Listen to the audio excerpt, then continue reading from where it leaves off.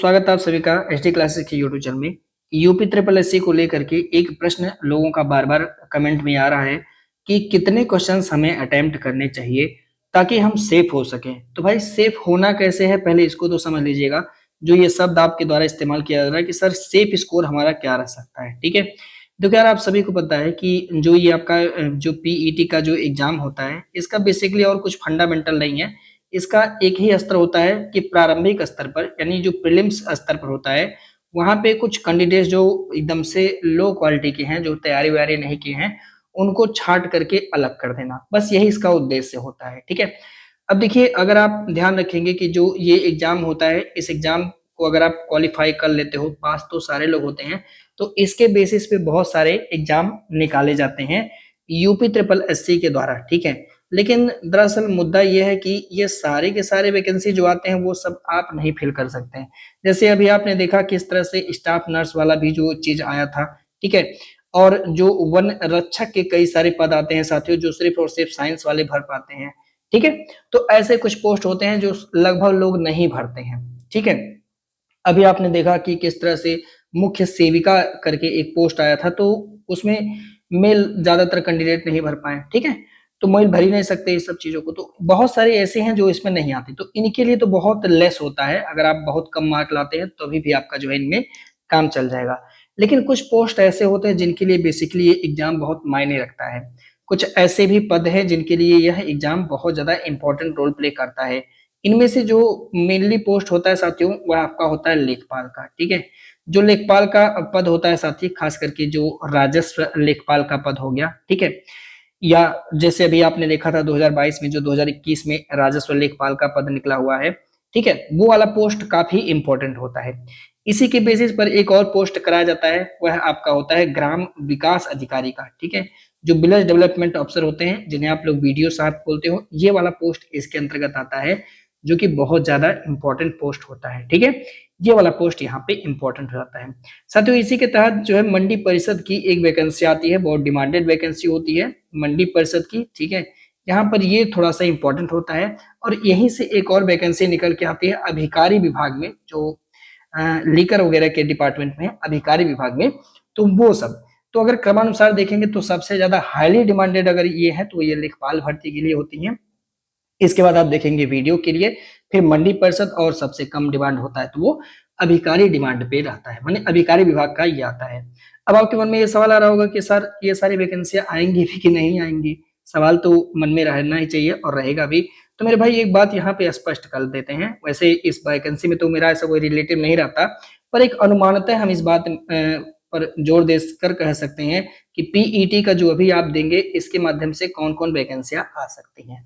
प्रबल संभावना है कि जो ये आपका समय आने वाला है, जो आपका जो ईयर आने वाला है साथियों 2026, यहाँ पे ये काम करेगा। और 2026 में आप अप्रैल से मई के बीच में एक जो वैकेंसी देखने को पाएंगे, वह आपका ये वाला पद होगा साथी, लेखपाल का पोस्ट होगा। ये मई जून के आसपास में गवर्नमेंट इसको रिलीज करेगी, जिसको 2027 तक खींच के सरकार ले जा सकती है साथी, ठीक है।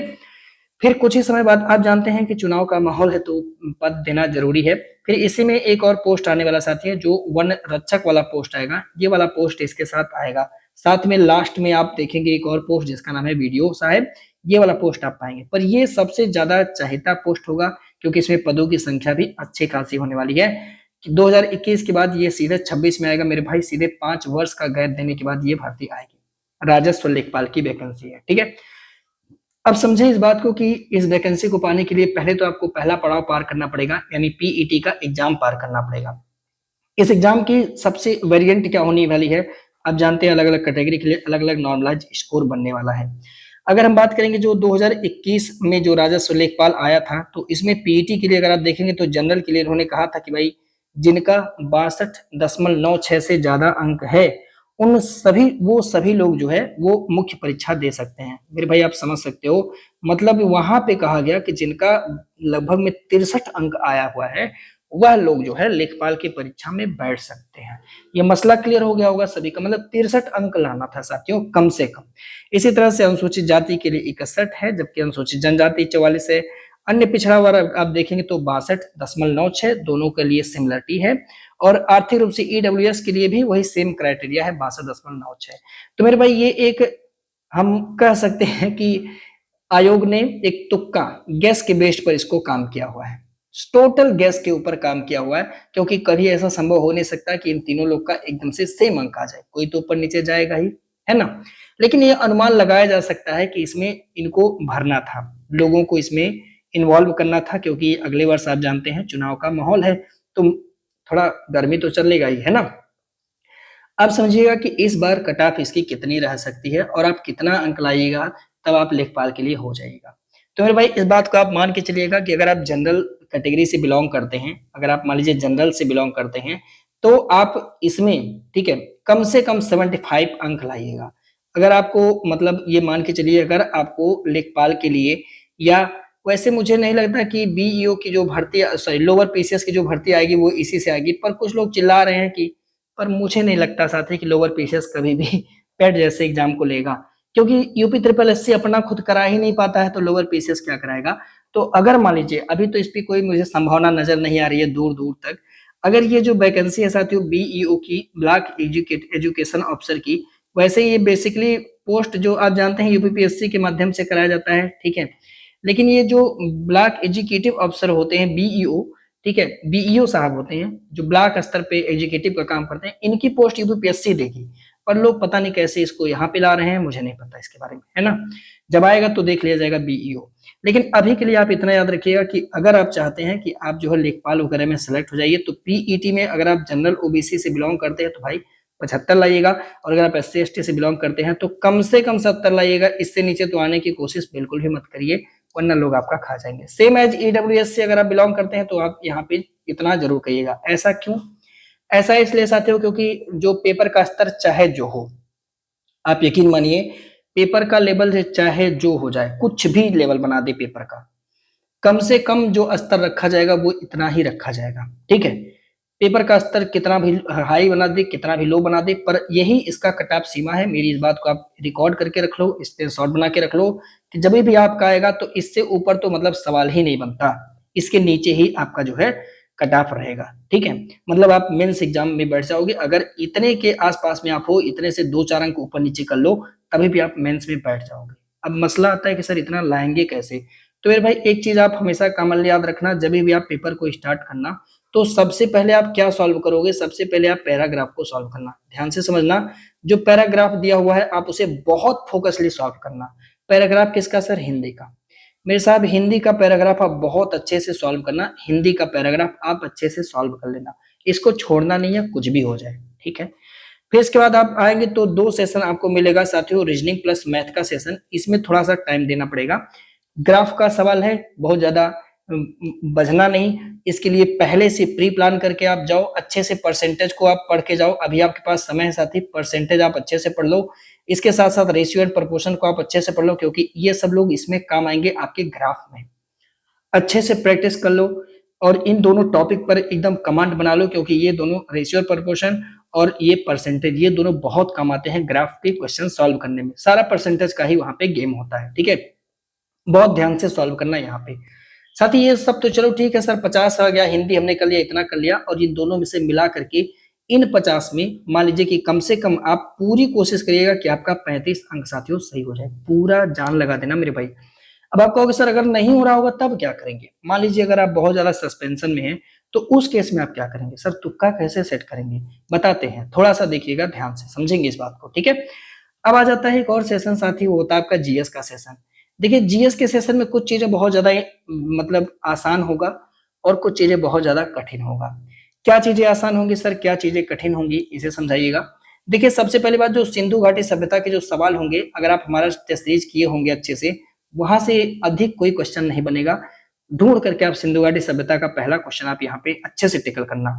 मतलब हिस्ट्री पे आप बहुत ज्यादा फोकस करना साथी, हिस्ट्री में कुछ चीजें हैं जो आपसे गलत हो जाएंगी, वहां पे एक चैप्टर मिलेगा, वह जो होगा साथी वह होगा मराठा साम्राज्य नाम का चैप्टर। मराठा साम्राज्य का जो चैप्टर होगा ना, वही आपसे सिर्फ बझाएगा। अनुभव के साथ बता रहा हूं, मुझे पता है पेपर कहाँ पे ये लोग कहाँ पे बच्चों को कंफ्यूज कर देंगे, तो मराठा साम्राज्य यहाँ पे थोड़ा आपको फोकस करना है, क्योंकि यहां से 2 क्वेश्चन पेपर में बनेगा, डेफिनेटली बनेगा, मतलब मिनिमम एक तो बनेगा, मैक्सिमम 2 क्वेश्चन आपसे ये पूछेंगे मराठा साम्राज्य के बारे में और वही आपको बता देंगे। बचना नहीं है, बहुत ध्यान से चीजों को, मैं भी टेस्ट सीरीज करा रहा हूं, कल मैं 15-16 टेस्ट सीरीज 2 अपलोड करने की कोशिश करूंगा, ठीक है, लेकिन वहां आपको बचना नहीं है। इसके लिए आप अच्छे से प्रिपेयर कर लो, यूट्यूब पे बहुत सारे टीचर हैं, मैं जो बता रहा हूँ उसको आप कर लेना अच्छे से। आप मराठा साम्राज्य साथियों अच्छे से कर लो, ठीक है, मराठा साम्राज्य को आप अच्छे से कर लो, बाकी दिल्ली सल्तनत वगैरह मैं आपको अच्छे से करा दूंगा, ठीक है। तो हिस्ट्री का जो पोर्शन है 10 क्वेश्चन, आपको यहाँ पे 8 क्वेश्चन सही करना है, चाहे जो हो जाए 10 में से 8 सही करना ही करना है। मेरे दोस्त फोकस करना कि पॉलिटी में आपका 5 में 5 सही हो, जो भारतीय संविधान है वो आपका 5 में 5 सही होगा। कैसे सही होगा सर, कोई तरीका है? अंतिम दिन बचा है, लूसेंट का पन्ना उठाओ, पलट डालो, लूसेंट पढ़ डालो, कोई एराथन मैराथन मत करना वरना खपड़ी ढीला हो जाएगा और कुछ नहीं होगा। लूसेंट आप पढ़ डालो अच्छे से, अंतिम के लास्ट दिन आपका ये काम बन जाएगा साथी, ठीक है। अब आ जाता है सर साइंस, तो मेरे भाई अगर हम बात करेंगे ज्योग्राफी की, तो एक अच्छा नंबर बनाता है आपका ज्योग्राफी, ठीक है। ज्योग्राफी में बहुत ज्यादा आपको पढ़ना नहीं है, जो मैं आपको टेस्ट सीरीज करवा चुका हूँ 14 की 14, आप उसका एक बार अच्छे से रिवीजन कर लो। मैंने ज्योग्राफी के उसमें सारे इंपॉर्टेंट टॉपिक आपको करवा दिया है, अलग से कुछ आपको हाथ पैर मारने की जरूरत नहीं है, आप ज्योग्राफी इतना कर लो। हाँ, अगर आपको लग रहा है कि सर अभी थोड़ा सा थ्योरी पढ़ना है, तो साहब मैं आपको एक ही चीज सजेस्ट करूंगा, वह होगा साहब लूसेंट। इसके अतिरिक्त मैराथन मैराथन मत करिए, क्योंकि एक भी मैराथन आपके काम का नहीं है, ठीक है। मैं देख चुका हूँ मैराथन से कुछ आना वाना है नहीं, बस दिन भर आप उसी में लगे रहेंगे और आप रिवीजन नहीं कर पाएंगे। तो अंतिम दिन मैं आपसे यही कहूंगा कि आप बहुत अच्छे से रिवीजन करो, अपना बेस बुक बना करके लूसेंट मेरे भाई, और कुछ भी आप चीजें फॉलो नहीं करो। टेस्ट सीरीज में करा रहा हूँ, आप 2.5x स्पीड में एक बार देख तो लो, 14 सेट मैंने करा दिया है, लगभग में 700 प्रश्न विद डिटेल एक्सप्लेनेशन के साथ, आपका वहां से ये चीजें कल्याण हो जाएगा साहब, ठीक है। अभी लास्ट टाइम आपको करना है कि कुछ रटना नहीं है। अब साथ ही बात आ जाता है कि सर लास्ट में ऑथेंटिसिटी क्या करें, तुक्का कैसे लगा सकते हैं, क्या कोई तरीका है? तो मेरे भाई पहली बात तो ये शब्द बहुत ही गड़बड़ लगता है, ठीक है, लेकिन एज ए टीचर अगर मैं क्वेश्चन पेपर जब सेट करता हूँ, अपना एक्सपीरियंस आपको बताता हूँ, जब भी मैं क्वेश्चन पेपर सेट करता हूँ तो मेरे सामने 3 तरह के, मतलब कुल अगर इस लेवल के क्वेश्चन की बात करें, तो एक साथियों आता है मेरे सामने नॉर्मल टाइप का क्वेश्चन, मतलब एक लाइन में क्वेश्चन हो गया, उसका 3 विकल्प हो गया, 4, उसी में से आंसर चुनना होता है।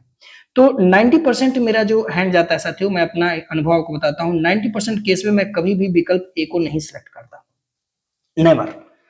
जब भी मैं सिलेक्ट करता हूं, कभी भी मैं विकल्प में नंबर ए को सिलेक्ट नहीं करता, और ना ही मैं कभी भी विकल्प में नंबर डी को बनाता हूं। मैं अपना अनुभव नहीं, सारे टीचरों का अनुभव ये बता रहा हूं जो क्वेश्चन पेपर को कोड करते हैं। मेरा जो एक्सपीरियंस है वो 8 से 9 साल का है साथी इस मामले में, ठीक है। और मैं इसमें बेसिकली क्या करता हूँ, आइदर बी और सी, मैं या तो बी को बनाऊंगा या तो सी को बनाऊंगा, इन्हीं दोनों में से मुझे कोई एक आंसर देना होता है।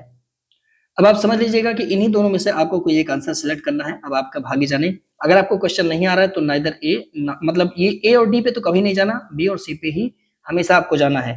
और देख लीजिएगा प्रैक्टिस करके, आपको अगर ये मेरा जो वैज्ञानिक तरीका है समझ में आएगा तो आप उससे क्लिक करना। पहले टाइप का क्वेश्चन ये है जिसपे मैंने इसमें डिस्कस किया। सेकेंड टाइम पे मैं जो अनुभव कर रहा हूँ साथी, वो मैं आपको 2 एग्जाम के लिए बात कर रहा हूँ। एक तो मैं जब 10th या 12th लेवल की बात कर रहा हूँ, और एक मैं ग्रेजुएट लेवल के एग्जाम की बात कर रहा हूँ। ग्रेजुएट लेवल में आप मान लीजिए कि आरओ का एग्जाम दे रहे हैं या फिर पीसीएस वगैरह का एग्जाम दे रहे हैं, और इसमें तो सारे एग्जाम आ रहे हैं। मुझे मेरे सामने 2 क्वेश्चन आते हैं कूट वाला कि एक या दो सही है, दोनों सही हैं, या ना तो एक ना तो 2 सही हैं। इस केस में जब 10th और 12th में मैं जाता हूं तो 90% केस में साथियों ये दोनों ऑप्शन सही होते हैं, ए और बी दोनों के दोनों सही होते हैं। जबकि समीक्षा अधिकारी वगैरह के केस में साथियों ऐसा नहीं होता। मैंने वहां पे देखा है कि मैक्सिमम केसेस में यहाँ पे एक विकल्प गलत बनाया जाता है, खास करके जहां पे डाटा जैसा विकल्प दिया हो। तो वहां पे मैं आपको इस लेवल पे नहीं समझा रहा हूँ, इस लेवल पे समझा रहा हूँ। जब भी आपको कुछ भी समझ में ना आए और आपके मतलब इस तरह के क्वेश्चन में डाटा जैसा मिलान हो, डाटा मिलान करना हो, तो वहां रुक जाना, उस क्वेश्चन को स्किप कर देना। क्योंकि डाटा अगर कहीं दिया हुआ होगा तो क्वेश्चन में बहुत ज्यादा चांसेस है कि दोनों में से एक विकल्प गलत है।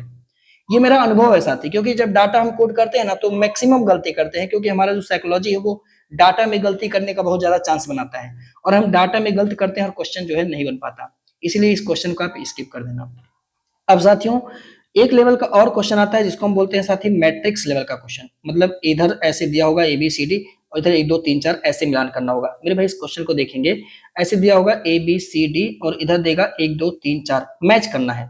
जब भी मैं ऐसे क्वेश्चन बनाता हूं तो मैं हमेशा मैट्रिक्स इस तरह से लगाता हूं, 95% में आप देखेंगे, मैंने देखा है क्वेश्चन में कि मैट्रिक्स जो है मैक्सिमम इसी पैटर्न पे काम कर रहा है, मैक्सिमम जो है इसी पैटर्न पे काम करेगा। तो आप एक बार ऑप्शन पे जाना मेरे भाई, ऑप्शन पे एक बार आप जरूर जाना। अगर आपको लगेगा कि किसी क्वेश्चन में आप बहुत फंस रहे हो, अगर आपको आंसर आया तो डायरेक्ट सॉल्व करना, कोई दिक्कत नहीं।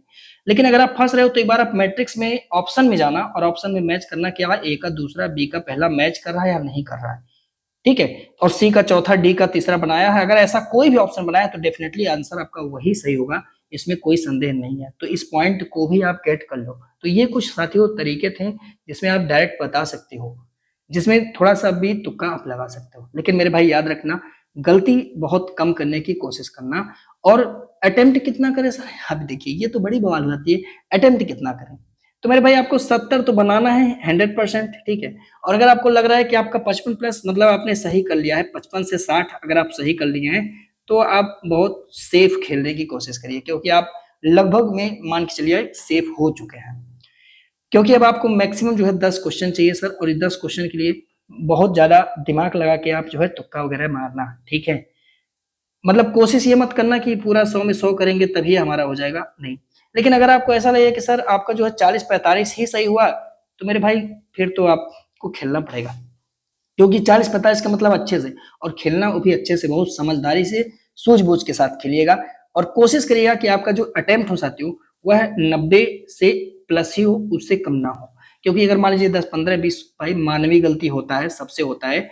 तो अगर 15 क्वेश्चन आप गलत कर भी देते हैं मान लीजिए, तब पर भी मैं आपको मान के चलता हूँ कि 20 क्वेश्चन आपका कुल घट बट के 70 आ जाता है। तो 90-95 जाइएगा, जहां तक जा पाइएगा जाइएगा, कोई दिक्कत नहीं। लेकिन समझदारी से, मैंने जो तरीका बताया, जब तुक्का लगाना तो इन तरीकों का प्रयोग करके जाना, इन तरीकों को अप्लाई करना। वहां पे लगेगा कि कुछ भी समझ में नहीं आएगा, नहीं नहीं, रुकना, अपने आप को संभालना और उन तरीकों को अप्लाई करना क्वेश्चन पेपर में, ठीक है। और जब भी कोई भी टिक करना, मान लीजिए आपने कोई क्वेश्चन पढ़ा और आपका मन कर रहा है भाई वाह एक कर देते हैं, तो मेरे भाई रुक जाना, 1 सेकंड देना उस क्वेश्चन पे, उसके अन्य विकल्प को देखना कि मेरे भाई तुम लोग काहे गलत हो, इतनी ज्यादा बेकार हो क्या।